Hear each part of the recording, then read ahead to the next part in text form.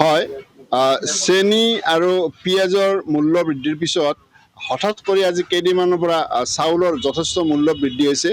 অকল শিলচৰ বা বৰাক উপত্যকাতে নহয়, সমগ্ৰ ৰাজ্যতে চাউলৰ দাম বৃদ্ধি হৈছে, পিঁয়াজৰ দাম বৃদ্ধি হৈছে, চেনিৰ দাম বৃদ্ধি হৈছে।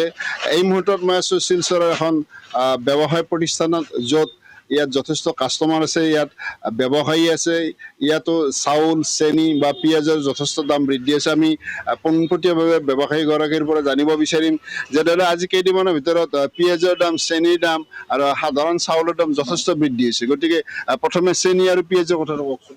চিনিটো আজি কিমান 64, আগত 49 আছিলোঁ, এতিয়া হ'ব 64, ইমান বাঢ়িছে অলপ।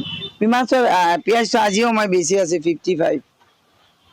2 জাতৰ পিঁয়াজ আছে। নাই এটাই মোৰ, এটাই পিঁয়াজ। কিছুমানটো 60 টকালৈকে বিক্ৰী কৰে। ওই কৰি দিয়ে, মই 55। আৰু চাউলৰ দেখা গৈছে যে আজিৰ তাৰিখত বিভিন্ন কোৱালিটি চাউলৰ প্ৰায় 1000ৰ পৰা 1500 বৃদ্ধি হৈছে। আপোনাৰ ইয়াতে কি কি চাউল আছে আৰু কিমান বৃদ্ধি হৈছে?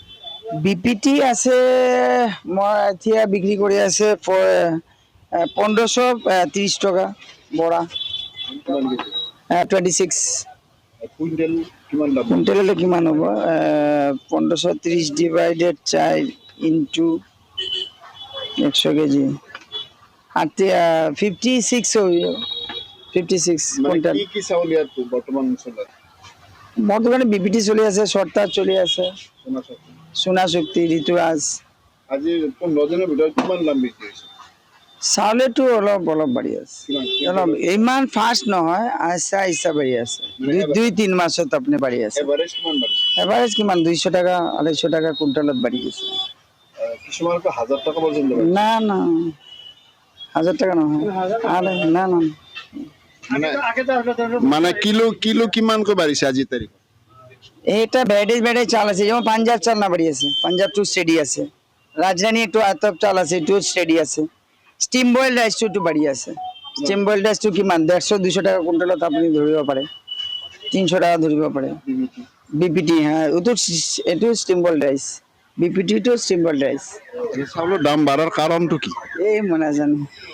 আচ্ছা, এয়া আছিল ব্যৱসায়ীৰ বক্তব্য। আমি আৰু এজন কাষ্টমাৰ আছে, তেখেতৰ পৰা পোনপটীয়াভাৱে জানিম। দাদা, আপুনি দৈনিক বজাৰ কৰে, গতিকে বস্তুবিলাকৰ ইমান দাম বাঢ়িছে, চেনি হওক বা পিঁয়াজে হওক বা চাউলৰতো যথেষ্ট দাম বৃদ্ধি হৈছে, কি ক'ব?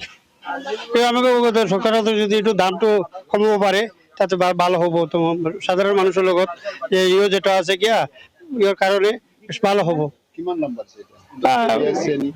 চিনি বাড়িছে, কেজি তো 5 টাকা 6 টাকা 7 টাকা বাড়ি গেছে। চাউলত হয়তো কইছে না 200-250 টাকা বাড়ি গেছে। আগে তার 1350 ছিল, এখন 1500 কিমান হয়েছে গিয়া। অন্যান্য চাউল যেগুলো আছে এগুলো বাড়ি আছে গিয়া 200-150-200 বাড়ি আছে গিয়া কুইন্টল। গতিকে সাধাৰণ ৰাইজৰ সমস্যাবিলাক কেনেকুৱা?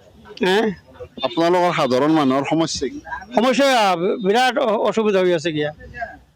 এই যে যেটা আছে গিয়া খরচ পাতি লইলে গিয়া অনেক অসুবিধা হয়ে আছে গিয়া। এই কারণে মই কৈ আছো যেটো যদি চাউলের দাম বা অন্যান্য জিনিসপত্রের দামটো কমাব পাৰে সেটাতে ভাল হবে।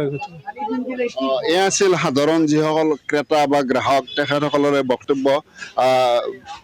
এজন বাইদেউ আছে, দিদি আপনার কাছে যাব। আপনি দৈনিক পেঁয়াজের দাম কত বাড়ছে আজকে? আজকের দিনে তো 60 টাকা হয়ে গেছে।